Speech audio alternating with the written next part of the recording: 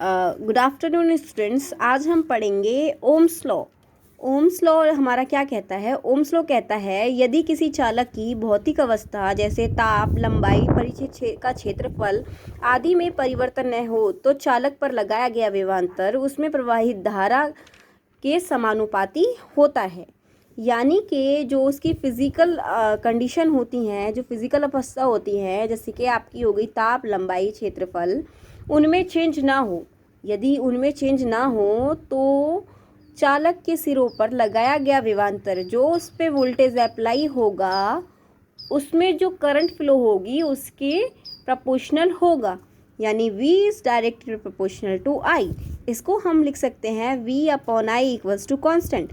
अब कॉन्स्टेंट की जगह हम जो वैल्यू रखेंगे वो रखेंगे R, यानी V upon I equals to R, where R is resistance, प्रतिरोध।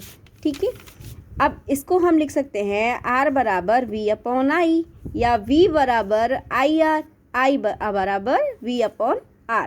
ये एक ही फॉर्मूले से हमने 3 फॉर्मूले डिस्क्राइब कर दिए हैं। ये हमारे आगे काम आएंगे जब हम न्यूमेरिकल निकालेंगे। ये हमारा बहुत महत्वपूर्ण फॉर्मूला है जो आगे भी काम आता है। अब हम पढ़ेंगे वैद्युत वाहक बल। वैद्युत वाहक बल वह बल होता है जो इलेक्ट्रॉनों को गति प्रदान करता है। जो ये हमारा वह फोर्स होता है जो हमारे इलेक्ट्रॉन्स को फ्लो देता है, जिसकी यूनिट हमारी वोल्ट होती है। इसका फॉर्मूला हमारा होता है E equals to W upon Q, जहाँ पे W आपकी एनर्जी और Q आपका आवेश होता है। ठीक है, अब दूसरा फॉर्मूला हमारा होता है E is equals to V plus IR, जहाँ पे V हमारी टर्मिनल वोल्टेज और IR बराबर वोल्टेज ड्रॉप होता है। अब फैराडे के नियम अनुसार E बराबर NdΦ अपॉन dt होता है। ठीक है, क्योंकि फैराडे जी ने हमारा कहा था जब किसी घ्रंथित जो नंबर ऑफ टर्न से घ्रंथित जो आपका कंडक्टर होगा उसमें यदि फ्लक्स वेरी करेगा, बार बार चेंज होगा, ठीक है, तो फिर उसमें एक EMF इंड्यूस्ड होगा। अब जिस समय में फ्लक्स परिवर्तित होगा तो वो कुछ ना कुछ टाइम लेगा, वो टाइम के सापेक्ष में ही जो फ्लक्स होगा वो वेरी करेगा। इसीलिए इसका जो फॉर्मूला आता है वो आता है NdΦ अपॉन dt। यदि इसमें हम लेंज लॉ अप्लाई और कर दे, क्योंकि लेंज जी ने कहा था जो आपका करंट होता है वो सदैव उस कारक का विरोध करता है जिसके कारण वह उत्पन्न हुआ है। ठीक है, इसीलिए यहाँ पे माइनस का साइन आ जाता है, बट इसमें हमने लेंज लॉ अप्लाई नहीं किया है, सिर्फ फैराडेज लॉ है, इसीलिए इसे हम कहते हैं E बराबर NdΦ अपॉन dt। अब सेकेंड ऑप्शन है हमारा E बराबर LdI अपॉन dt। अब इधर क्या होता है, जो हमारी करंट चेंज होती है टाइम के सापेक्ष में, इंडक्टर के केस में जब हमारी करंट चेंज होगी टाइम के सापेक्ष में तो भी हमारा EMF इंड्यूस्ड होगा। अब है प्रतिरोध। प्रतिरोध क्या होता है हमारा, जो करंट के फ्लो का अपोज करता है। यदि हमारा करंट किसी वायर में से फ्लो हो रहा है तो एक प्रेशर उसको रोकेगा, जो रोकता है। जैसे कि हम चलते हैं तो फ्रिक्शन भी हमारा जो होता है, फ्रिक्शन क्या काम करता है, फ्रिक्शन भी तो हमें रोकने का काम करता है। इस तरीके से प्रतिरोध क्या काम करता है, वो धारा का जो प्रवाह होता है उसका विरोध करता है। इसे हम प्रतिरोध कहते हैं तथा इसका मात्रक ओम होता है। R बराबर V अपॉन I। अब हम पढ़ेंगे नेक्स्ट प्रतिरोध के नियम। अब प्रतिरोध के नियम में हमने पहली लाइन लिखी है, किसी चालक का प्रतिरोध उसकी लंबाई के अनुक्रमानुपाती होता है। R is directly proportional to L। Okay, next हमने लिखा था किसी चालक का प्रतिरोध अनुक्रस्त काट क्षेत्रफल के व्युत्क्रमानुपाती होता है। व्युत्क्रमानुपाती है अनुक्रस्त काट क्षेत्रफल के रेजिस्टेंस। ठीक है, नेक्स्ट हमने कहा है किसी चालक का प्रतिरोध उसकी पदार्थ के प्रतिरोधकता पर निर्भर करता है। ठीक है, R जो है वो रो पे डिपेंडेंट है, रो बढ़ेगा तो R बढ़ेगा और R बढ़ेगा घटेगा तो रो भी घटेगा। ठीक है, तो उसकी प्रतिरोधकता पे डिपेंड है, जिसके अनुसार हमारा टोटल फॉर्मूला जो आ गया वो आ गया R equals to rho L upon A. अब विशिष्ट प्रतिरोध, विशिष्ट प्रतिरोध होता है हमारा किसी पदार्थ की प्रतिरोधकता उस पदार्थ के तुल्य है जिसकी लंबाई 1 मीटर तथा अनुप्रस्थ काट भी 1 वर्ग मीटर हो, विशिष्ट प्रतिरोध कहलाते हैं। अब इसको हम जानते हैं, जो विशिष्ट प्रतिरोध इसमें हमारा कौन सा होता है, R equals to rho upon L होता है, जहाँ पे रो एक विशिष्ट प्रतिरोध है।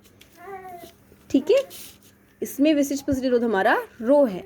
अब होता है चालकत्व, जिस टाइप से हमारा प्रतिरोध करंट का अपोज करता है, जो फ्लो ऑफ करंट का अपोज करता है, इसी प्रकार जो कंडक्टेंस होता है, जो चालकत्व होता है, वो हमारा करंट को फ्लो होने का रास्ता देता है, उसको कोशिश करता है कि ये करंट आसानी से चला जाए।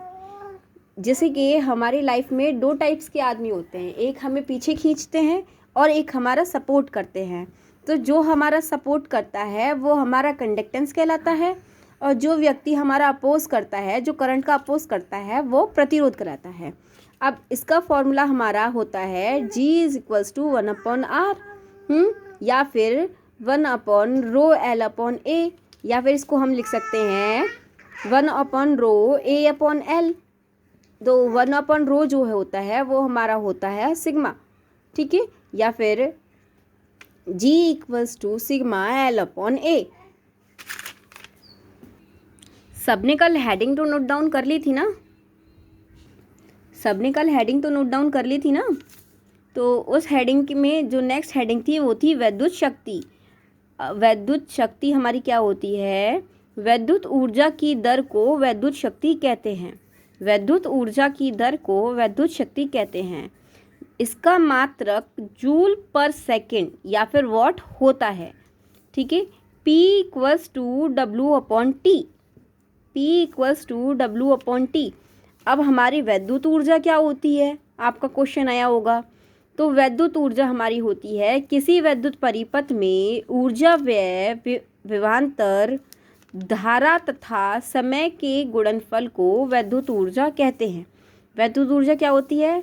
विभवांतर, धारा और समय के गुणनफल को वैद्युत ऊर्जा कहते हैं। P equals to V into I into t, या फिर P is equals to VIT।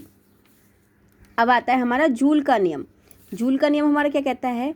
जब किसी चालक में वैद्युत धारा प्रवाहित की जाती है, उस चालक में पैदा हुई ऊष्मा की मात्रा वैद्युत धारा के मान के वर्ग तथा प्रतिरोध व समय के गुणनफल के समानुपाती होती है या अनुक्रमानुपाती होती है। बात एक ही है, समानुपाती और अनुक्रमानुपाती। H equals to I square RT, या फिर इसको हम लिख सकते हैं H इक्वल्स टू VIT, या फिर इसको हम लिख सकते हैं H equals to V square upon RT। सारे ओम्स के फॉर्मूले यूज़ किए हैं हमने इसमें। या फिर इसको हम लिख सकते हैं, यदि जूल से हम कैलोरी में बढ़ाएं इसको, इस फॉर्मूले को, तो हम क्या करेंगे, इसकी J से डिवाइड कर देंगे, और जिसमें J का मान होता है हमारा 4.18। तो हमारा ये जो है कैलोरी में चेंज हो जाएगा। जो कैलोरी में हमने इसको चेंज किया है, ठीक है, जिसका यूनिट जो हम करेंगे 4.18 से डिवाइड कर देंगे। H हमारी इसमें क्या है? ऊष्मा की मात्रा, R प्रतिरोध, V विभवांतर, I धारा और J हमारी जूल नियतांक, जिसका जो मान होता है वो 4.18 होता है। नेक्स्ट है आपकी बल की इकाई। बल की जो इकाइयाँ, जो बल की यूनिट होती हैं, वो पहली होती है डायन। डायन हमारी क्या होती है? जो सेंटीमीटर पर सेकंड स्क्वायर का त्वरण उत्पन्न करती हैं, जो सेंटीमीटर पर सेकंड का त्वरण उत्पन्न करती हैं, वो डायन में कहलाती हैं। अब होता है पाउंडल। पाउंडल हमारी फुट पर सेकंड का त्वरण उत्पन्न करती हैं, फुट पर सेकंड स्क्वायर का त्वरण उत्पन्न करती हैं, वो पाउंडल हो गया हमारा। अब है न्यूटन। न्यूटन हमारा क्या हो? न्यूटन हमारा मीटर पर सेकंड का त्वरण उत्पन्न करती हैं। अब है वर्क की यूनिट। यदि CGS हमारी 3 पद्धति होती है हमारी, CGS, FPS और MKS। CGS का फुल फॉर्म होती है हमारी सेंटीमीटर ग्राम सेकंड, ठीक है, जिसको हम कहेंगे अर्ग। जो वर्क की यूनिट इसमें होगी वो होगी अर्ग। या फिर FPS में हम लेंगे, ठीक है, तो उसमें हमारी वर्क की यूनिट होगी फुट पाउंडल। और MKS पद्धति जो हम यूज़ करते हैं जनरली, ठीक है, मीटर किलोग्राम सेकेंड, ठीक है। MKS जो हम प्रणाली यूज़ करते हैं उसमें हमारी वर्क की जो यूनिट होती है न्यूटन मीटर या जूल होती है, ठीक है। अब इस जो चैप्टर है उसका लास्ट क्वेश्चन आता है, विद्युत दुर्घटनाओं के कारण लिखिए। किस कारण से आपके जो विद्युत दुर्घटनाएं हैं वो हो सकती हैं। अब विद्युत रोधी औजारों का उपयोग ना करना। जो हमारे विद्युत रोधी औजार होते हैं उनका यूज़ ना करें, जिससे हमारी विद्युत दुर्घटना हो सकती है। सुरक्षात्मक युक्तियों का प्रयोग न करना। यदि हम जो सेफ्टी डिवाइसेस होते हैं उनका यूजेस ना करें तब भी हमारी जो दुर्घटनाएं हैं वो भी हो सकती हैं। अब सेफ्टी युक्ति क्या होती हैं, जैसे कि ग्लव्स ना पहने, इलेक्ट्रिक शू ना पहने तो करंट हमें बॉडी को लग सकता है। या फिर हम कोई भी इंसुलेशन जो औजार होते हैं उनको यूज़ ना करें तब भी हमें जो विद्युत दुर्घटनाएं हो सकती हैं या फिर करंट लग सकता है। अब थर्ड पॉइंट है उचित निर्देशों का पालन ना करना।